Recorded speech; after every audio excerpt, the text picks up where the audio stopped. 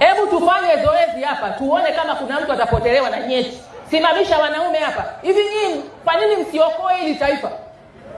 Wangapi wanaamini kwamba nyeti zinapotea ukishikwa bega?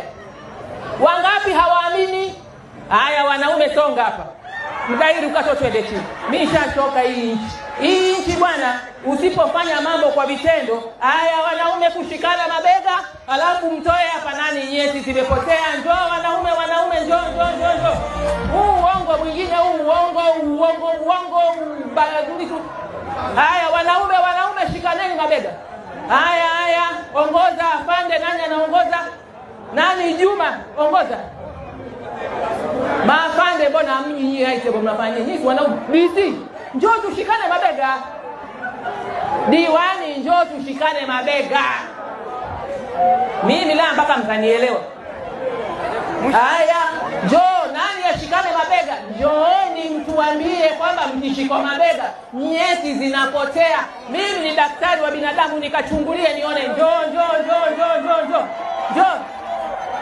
Nyie huko ndio mnayehukumisha uongo.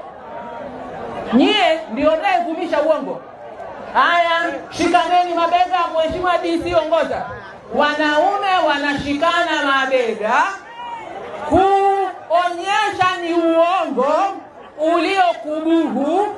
Wanaume walio matapeli, wapenda hela za haraka kwa kuwatumia wajinga ndio waliwao, ndio wanavumisha haya. Mwanaume eti ukishikwa bega eti nyeti zinapotea, ni uongo.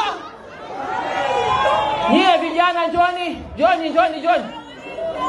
Nyie njoni tuone kama nyeti zinapotea. Hii nchi asipotokea mtu wa kukemea hivi vitu kwa mifano, tutadanganyana sana. Wengine Shakaora wakapelekwa wakafa, kwa Kibetele na wenyewe wakaenda wakafa. Tutasubiri mpaka nani yafe? Uongo, ushirikina ni hadithi za uongo. Mimi ndo wangeliloga wa kwanza ninapowafuatilia. Utapeli tu. Mungu alishabatilisha mambo mengi, imebaki hadithi tu Tanzania. Nimerogwa. Eti nyeti zinapotea, eti ukishikwa bega hawapa.